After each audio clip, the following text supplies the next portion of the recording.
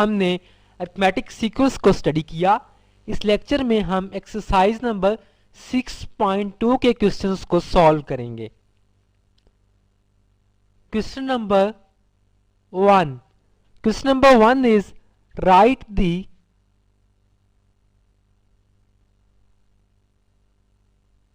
first 4 terms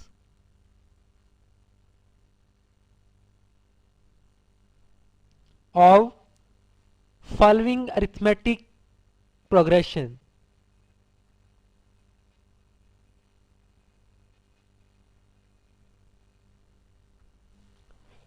इसमें पहला जो पार्ट है उसमें गिवन है a1 is equal to 5 and 3 consecutive terms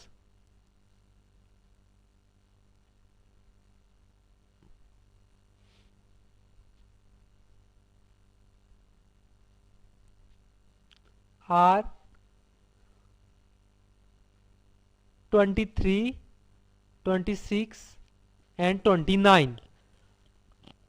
ये चीजें हमें गिवन है और हमने अरिथमेटिक सीक्वेंस की जो पहली 4 टर्म्स हैं वो लिखनी है। अब जैसे कि मैंने आपको पिछले लेक्चर में बताया कि अरिथमेटिक सीक्वेंस की हमारे पास जो जनरल टर्म या nth टर्म है उसका फॉर्मूला हमारे पास होता है an is equal to a1 plus n minus 1 into D. ये फॉर्मूला हमने पिछले लेक्चर में डिराइव भी किया था, आप इसको याद भी कर सकते हैं। आसान सा फॉर्मूला है। जब भी अरिथमेटिक सीक्वेंस का कोई भी क्वेश्चन सॉल्व करना होगा तो हमें ये फॉर्मूला यूज करना पड़ेगा। अब इस फॉर्मूले को यूज करते हुए हम किसी भी सीक्वेंस अरिथमेटिक सीक्वेंस की कोई भी टर्म फाइंड कर सकते हैं। हम सिंपली n की जगह पे वो वैल्यू पुट कर देंगे, लेकिन हमें a1 और d का पता होना चाहिए। a1 जो है वो किसी भी अरिथमेटिक सीक्वेंस में पहली टर्म होती है और d जो है ये कंसेक्टिव टर्म्स के दरमियान जो डिफरेंस है वो होता है। अब इस स्टेटमेंट में हमें a1 तो गिवन है लेकिन d गिवन नहीं है। साथ हमें कंसेक्टिव टर्म्स का तो पता है, तो उन कंसेक्टिव टर्म्स में से हम d को फाइंड कर सकते हैं। d is equal to 26 minus 23 और it is equal to 29 minus 26, क्योंकि कॉमन डिफरेंस जो है अरिथमेटिक सीक्वेंस में वो हमारे पास होता है कि difference of a term and the term previous from it. तो 26 और 23 का डिफरेंस या 29 और 26 का जो डिफरेंस है वो हमारे पास कॉमन डिफरेंस है। तो ये हमारे पास आ गया 3। अब हमारे पास a1 भी है d भी है, तो हम इस सीक्वेंस की 4 टर्म्स जो हैं वो लिख सकते हैं। a1 तो हमारे पास आ गई 5, a2 इस फॉर्मूला में जहां जहां पे n है वहां वहां पे हम 2 पुट कर देंगे, तो a2 इज इक्वल टू हो जाएगा 5 प्लस a1 की जगह पे 5 आ गया, n की जगह पे 2 माइनस 1 इंटू डी, तो d की जगह पे 3, तो ये हो गया 5 plus 3 which is equal to 8। जब हमने थर्ड टर्म फाइंड करनी है तो n की जगह पे 3 पुट कर देंगे, a1 की जगह पे 5 plus 3 minus 1 into 3 which is equal to 5 plus 6 which is equal to 11। और फोर्थ टर्म फाइंड करना है तो इसी फॉर्मूला में n की जगह पे 4 पुट कर देंगे, तो ये हो जाएगा 5 plus 4 minus 1 into 3 which is equal to 5 plus 9 which is 14। तो हमने इस सीक्वेंस की जो पहली 4 टर्म्स हैं वो फाइंड कर ली। तो सीक्वेंस हमारे पास बन गया 5, 8, 11 एंड 14। इसके 3 पार्ट्स हैं, एक चीज मैंने आपको कर दिया है, बाकी दोनों जो हैं वो आप खुद कर लेंगे। कोई भी टर्म अरिथमेटिक सीक्वेंस में फाइंड करना हो तो हम ये वाला फॉर्मूला यूज करेंगे जो जनरल टर्म का है, a n is equal to a one plus n minus one into D. लेकिन हमें ए वन और डी का पता होना चाहिए। ए वन हमारे पास पहली टर्म है और डी जो है वो 2 कंसेक्यूटिव टर्म्स के दरमियान डिफरेंस है। अगर ये हमें गिवन नहीं होंगे तो कोई और डाटा गिवन होगा जिससे हम इनको फाइंड कर सकते हैं। तो बाकी दोनों जो पार्ट्स हैं उनको आप खुद करेंगे, आप उनमें A1 और D फाइंड करके बाकी सिंपली n की वैल्यूज पुट करते जाएंगे तो आपके पास टर्म्स आती जाएंगी। Next is the question number 3। Question number 3 is if fifth term of arithmetic progression is 16 and the 20th term is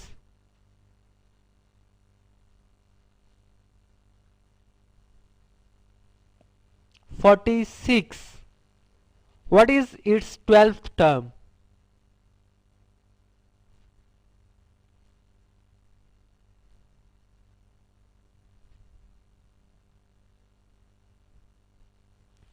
एक अरिथमेटिक प्रोग्रेशन है जिसकी 5th टर्म जो है वो 16 है, 20th टर्म जो है वो 46 है और हमने उसकी 12th टर्म जो है वो फाइंड करना है।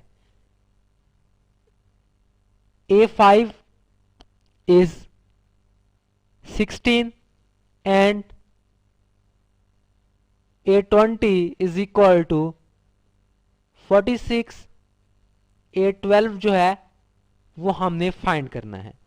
जैसे कि मैंने पहले भी बताया कि अरिथमेटिक प्रोग्रेशन में हमने कोई भी टर्म फाइंड करना होगी तो हम जनरल टर्म वाला फॉर्मूला यूज करेंगे, a n is equal to a one plus n minus one into D.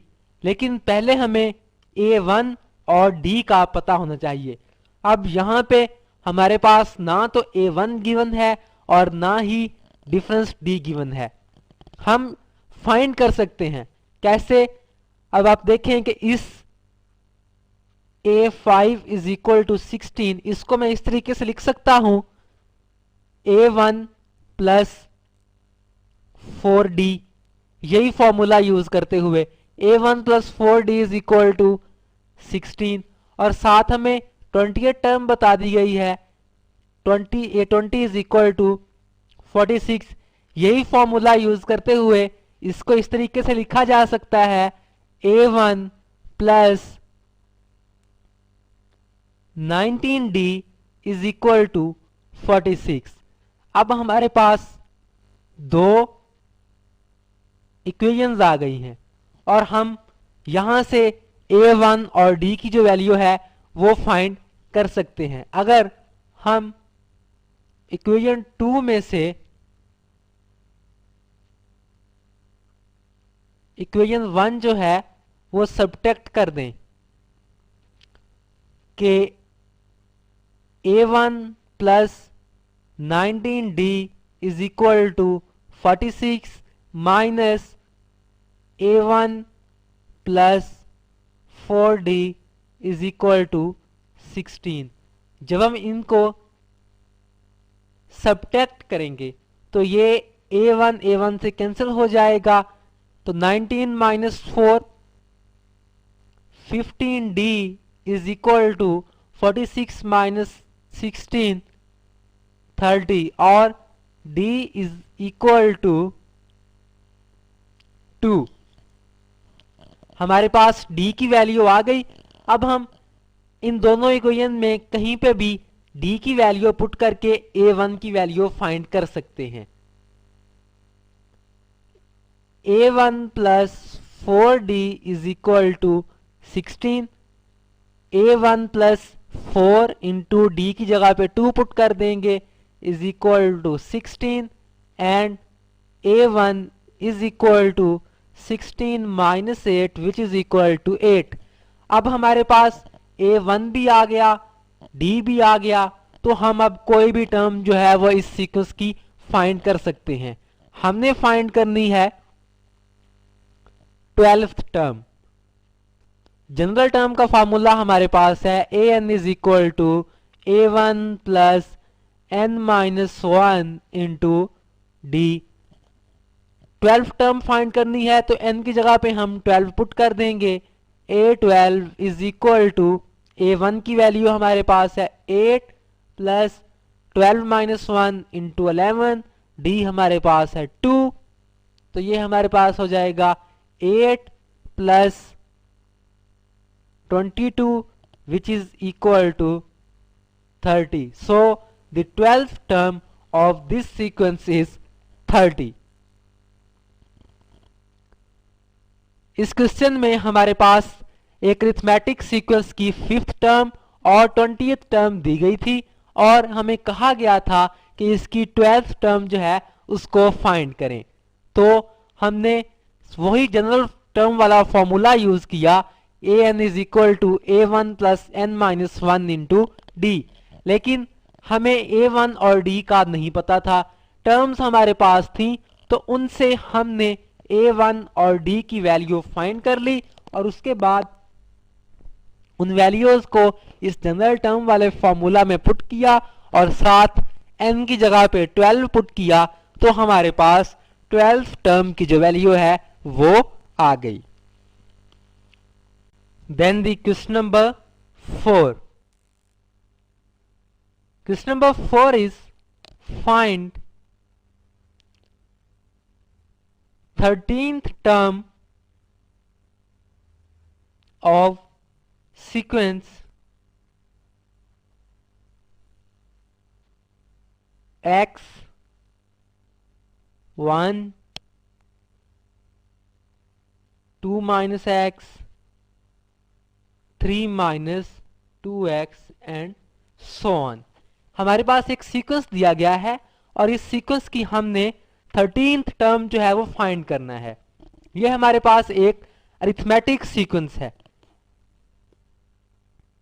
x 1 2 minus x 3 minus 2x, ये हमारे पास सीक्वेंस है और हमने 13th टर्म फाइंड करना है। हम फॉर्मूला वही यूज करेंगे जनरल टर्म वाला, an is equal to a1 plus n minus 1 into D.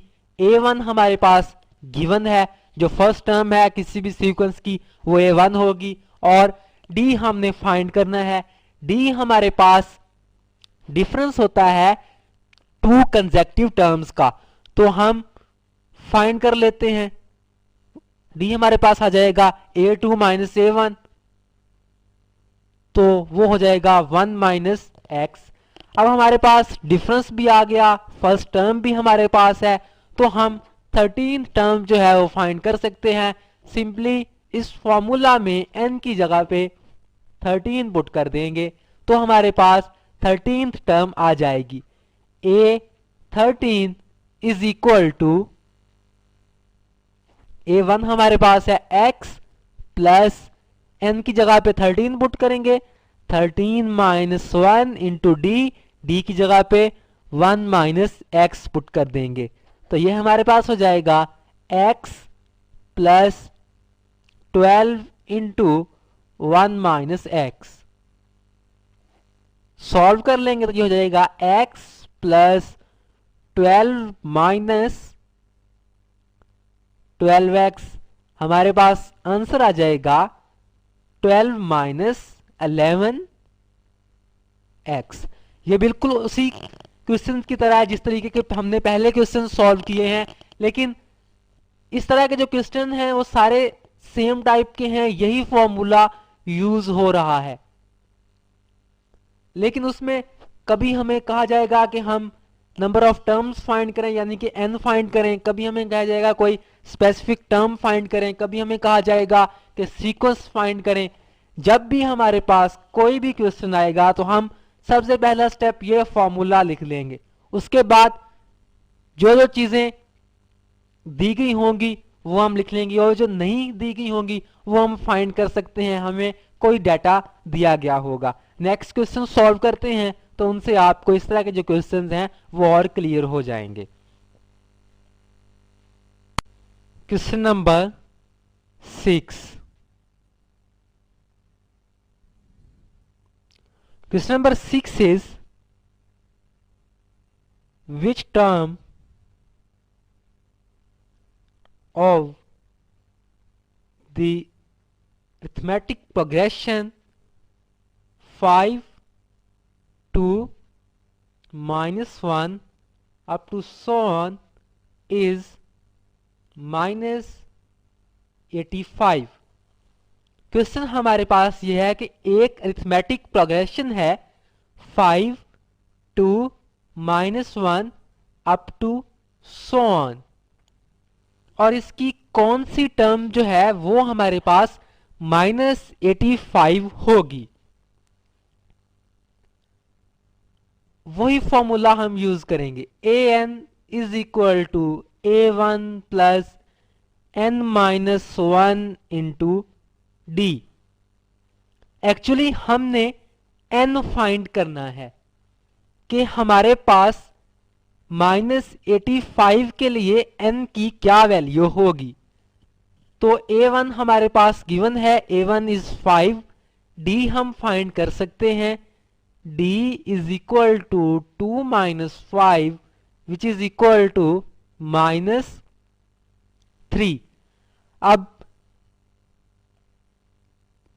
हमने फाइंड करनी है वैल्यू n की और हमें टर्म बता दी उसने कि -85 के लिए जब हमारे पास an जो है उसकी वैल्यू -85 होगी तो उस वक्त n की क्या वैल्यू होगी।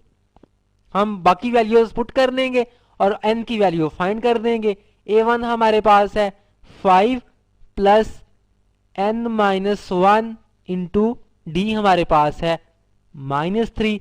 इसको सॉल्व कर लेते हैं तो ये हमारे पास हो जाएगा 5 - 3n plus 3 is equal to -85 और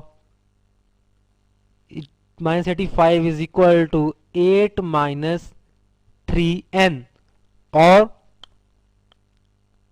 3n is equal to 8 plus 85। 3n is equal to 93 और n is equal to 31। It means that कि जो हमारे पास 31st टर्म होगी उसकी जो वैल्यू है वो हमारे पास -85 होगी। तो इसका आंसर है 31st टर्म। क्वेश्चन हमारे पास था कि इस सीक्वेंस की कौन सी टर्म जो है वो -85 होगी। हमने वही फॉर्मूला यूज किया और उस फॉर्मूला से हमने n की जो वैल्यू है वो फाइंड की, क्योंकि हमारे पास an तो उसने दे दी है जो कि -85 है और उसके लिए हमने n की वैल्यू फाइंड करनी है। तो हमने a1 और d की वैल्यू पुट की तो हमारे पास n की वैल्यू आ गई। इस लेक्चर में हमने एक्सरसाइज नंबर 6.2 के पहले 6 क्वेश्चंस को सॉल्व किया। क्वेश्चन नंबर 7 जो है वो बिल्कुल इसी तरीके का है। नेक्स्ट लेक्चर में हम इसके बाकी 7 क्वेश्चंस जो हैं उनको सॉल्व करेंगे। और इस में हमने नोट किया इस लेक्चर में कि जितने भी क्वेश्चंस हैं उनमें ये फॉर्मूला यूज हो रहा है an is equal to a1 plus n-1 into d, और इसको यूज करते हुए हमने सारे क्वेश्चंस को सॉल्व किया। और इस एक्सरसाइज के बाकी जो क्वेश्चंस हैं वो भी इसी को यूज करते हुए सॉल्व होंगे।